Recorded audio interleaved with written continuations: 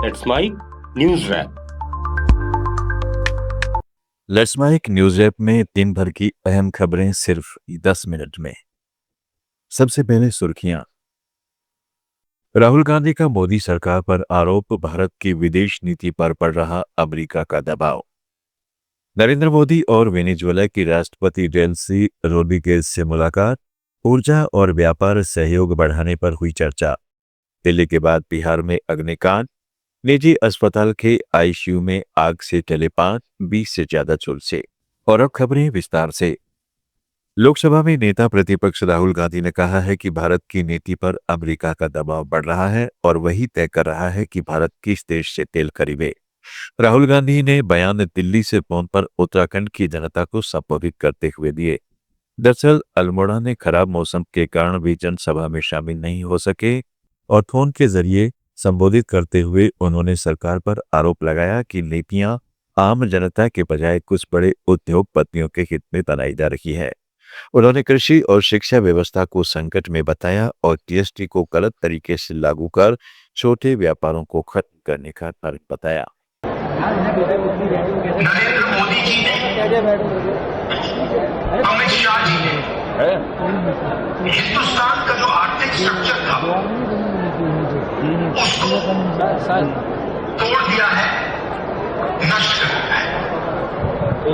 जो हिंदुस्तान का आर्थिक शौक अब्जॉर्बर हुआ करता था, जो आर्थिक मुश्किलों में हमारी मदद करता था, उस सिस्टम को नरेंद्र मोदी ने एक एक कर तोड़ा है।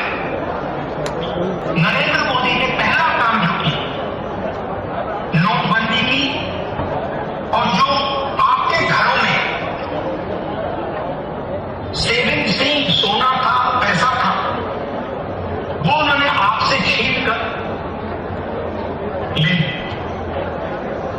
नई दिल्ली में प्रधानमंत्री नरेंद्र मोदी ने वेनेजुएला की कार्यवाहक राष्ट्रपति डेल्सी रोड्रिगेज से मुलाकात की। दोनों नेताओं के बीच हैदराबाद हाउस में हुई इस बैठक में ऊर्जा सुरक्षा, व्यापार, निवेश, फार्मास्यूटिकल्स और रिन्यूएबल एनर्जी जैसे अहम क्षेत्रों में सहयोग बढ़ाने पर चर्चा हुई। इससे पहले विदेश मंत्री एस जयशंकर ने भी डेल्सी रोड्रिगेज से मुलाकात कर द्विपक्षीय संबंधों को और मजबूत करने पर जोर दिया। भारत और वेनेजुएला के बीच यह बातचीत ऊर्जा और आर्थिक साझेदारी को नई दिशा देने की कोशिश मानी जा रही है। रोड्रिगेज का यह 5 दिवसीय भारत दौरा दोनों देशों के रिश्तों को और गहरा करने की दिशा में महत्वपूर्ण माना जा रहा है। बिहार के मुजफ्फरपुर में एक निजी अस्पताल के आईसीयू में भीषण आग लगने से 5 लोगों की मौत हो गई, जबकि 30 से ज्यादा लोग झुलस गए। शुरुआती जानकारी के मुताबिक शॉर्ट सर्किट के बाद आईसीयू में लगे एसी में ब्लास्ट हुआ, जिससे आग तेजी से फैल गई। आईसीयू 5वीं मंजिल पर होने के कारण राहत और बचाव कार्यों में काफी दिक्कत आई। सूचना मिलते ही फायर ब्रिगेड की टीम मौके पर पहुंची और घंटों की मशक्कत के बाद आग पर काबू पा लिया गया। दमकल कर्मियों ने खिड़कियों और दरवाजे तोड़कर मरीजों को बाहर निकाला। परिजनों ने आरोप लगाया है कि हादसे के दौरान अस्पताल का स्टाफ मौके से गायब हो गया था। पुलिस लोग हम लोग के बेगला रहा, जहाँ मरीज है तहाँ जाओ। मरीज तो हमको एम से झड़क कर गया है और कुछ भी हो जाएगा तो कौन जिम्मेदारी लेगा? कौन हॉस्पिटल है वो में भर्ती है, पूरा झड़के हुए हैं, पूरा झड़के। अगर कुछ भी हो जाएगा तो जिम्मेदारी कौन लेगा? हमारे साथ से जिम्मेदारी कौन लेगा? दिल्ली के मालवीय नगर स्थित फ्लरिश होटल में हुए भीषण अग्निकांड मामले में होटल मालिक लवकेश बजाज को पुलिस में गिरफ्तार कर कोर्ट में पेश किया, जहां उन्हें 4 दिन की पुलिस रिमांड पर भेज दिया गया है। इस दर्दनाक हादसे में 21 लोगों की मौत हो गई थी, जब 5 मंजिला इमारत आग की चपेट में आ गई। पुलिस पूछताछ में बजाज ने कहा है कि आग के दौरान वह मौके के पास से गुजरे थे, लेकिन डर के कारण किसी की मदद नहीं कर पाए और वहां से चले गए। उन्होंने यह भी स्वीकार किया है कि घटना के बाद वह घर नहीं गए, बल्कि शहर में इधर उधर घूमते रहे। साथ ही उन्होंने दावा किया कि होटल का संचालन और कई फैसले अन्य लोग संभालते थे। राजस्थान के पूर्व मुख्यमंत्री अशोक गहलोत ने भाजपा सरकार पर टिप्पणी करते हुए कहा है कि भाजपा सरकार का इंतजार शास्त्र अब जनता के स्वास्थ्य पर भारी पड़ रहा है। सोशल मीडिया पर पोस्ट शेयर करते हुए गहलोत ने लिखा कि कांग्रेस सरकार में 2022 में पाली के बागड़ अस्पताल में कार्डियोलॉजी, न्यूरोलॉजी, यूरोलॉजी और गैस्ट्रोलॉजी जैसी सुपर स्पेशलिटी सेवाओं के लिए भवन निर्माण और योजनाएं पूरी की थीं, लेकिन वर्तमान सरकार अब तक वहां जरूरी उपकरण, कैथ लैब और ऑपरेशन थिएटर उपलब्ध नहीं करा पाई है। इस वजह से मरीजों को इलाज के लिए जोधपुर या अहमदाबाद जाना पड़ रहा है। गहलोत ने सवाल उठाया है कि क्या जनता को सिर्फ इंतजार कराना ही सरकार की सुशासन की परिभाषा है।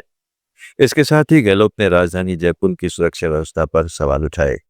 हाल की कुछ घटनाओं का जिक्र करते हुए उन्होंने आरोप लगाया कि शहर में लूटपाट और छेड़छाड़ जैसी वारदातें बढ़ रही हैं, जिससे आम जनता खासकर महिलाएं असुरक्षित महसूस कर रही है। उन्होंने यह भी कहा कि पुलिस की कार्रवाई में तेजी नहीं दिख रही है।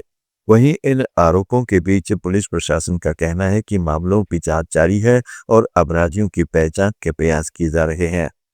विपक्ष का आरोप है कि कानून व्यवस्था कमजोर हुई है, जबकि सरकार का दावा है कि स्थिति पर नजर रखी जा रही है और सख्त कार्रवाई की जाएगी।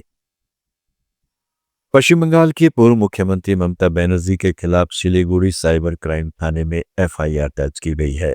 शिकायत एक अधिवक्ता द्वारा दर्ज कराई गई, जिसमें आरोप लगाया गया है कि ममता बनर्जी ने कोलकाता में एक विरोध सभा के दौरान गृह मंत्रालय और केंद्रीय गृह मंत्री अमित शाह को देकर भड़काऊ टिप्पणी की थी। शिकायत के अनुसार ममता बनर्जी ने बांग्लादेशी नागरिक उस्मान आदि की हत्या पर जिक्र करते हुए कहा था कि उन्हें पता है इसके पीछे कौन लोग थे और कथित तौर पर गृह मंत्रालय की भूमिका पर भी सवाल उठाए थे। शिकायतकर्ता का आरोप है कि ऐसे बयान भारत बांग्लादेश संबंधों पर असर डाल सकते हैं और कट्टरपंथी तत्वों को बढ़ावा दे सकते हैं। दूसरी तरफ पश्चिम बंगाल सरकार में मैत्री दिलीप घोष ने तृणमूल कांग्रेस पर टिप्पणी करते हुए कहा है कि यह पार्टी केवल सत्ता और कथित अनियमितताओं के आधार पर खड़ी हुई है और ऐसी अन्य पार्टियां भी समय के साथ खत्म हो जाएंगी। कॉकरोच जनता पार्टी के संस्थापक अभिजीत देवके ने महिला प्रवक्ताओं की अनुपस्थिति को लेकर कहा कि कई महिला सदस्य ऑनलाइन ट्रोलिंग और धमकियों के कारण सार्वजनिक रूप से सामने आने के बजाय संगठन में काम करना पसंद कर रही है। पार्टी ने उनके फैसले पर सम्मान करने की बात कही है। सीजेपी ने अपना मुख्य एजेंडा शिक्षा व्यवस्था की खामियों को दूर करना बताया और इसके लिए जवाबदेही तय करने की मांग उठाई है। साथ ही केंद्रीय शिक्षा मंत्री धर्मेंद्र प्रधान के इस्तीफे की मांग भी की गई। गुजरात में अवैध रूप से रह रहे बांग्लादेशी नागरिकों के खिलाफ बड़ी कार्रवाई की गई है।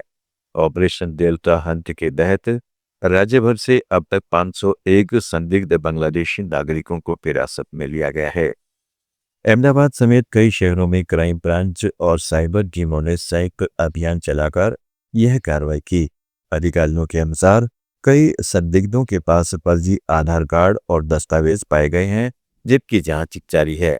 पुलिस ने बताया कि मोबाइल डेटा और तकनीकी इनपुट के आधार पर करीब 6200 संदिग्ध प्रोफाइल्स तैयार किए गए हैं। हिरासत में लिए गए सभी लोगों का सत्यापन किया जा रहा है और कानूनी प्रक्रिया पूरी होने के बाद उन्हें देश से निर्वासित किया जाएगा। भारतीय नौसेना के जहाज आईएनएस ऐरावत का श्रीलंका के कोलंबो बंदरगाह पर पारंपरिक स्वागत किया गया है। श्रीलंकाई नौसेना के अनुसार एक जहाज भारत सरकार के अनुदान के तहत भारतीय तटरक्षक बल से श्रीलंका तटरक्षक बल के लिए महत्वपूर्ण रक्षा संबंधी ऊर्जा लेकर पहुंचा है।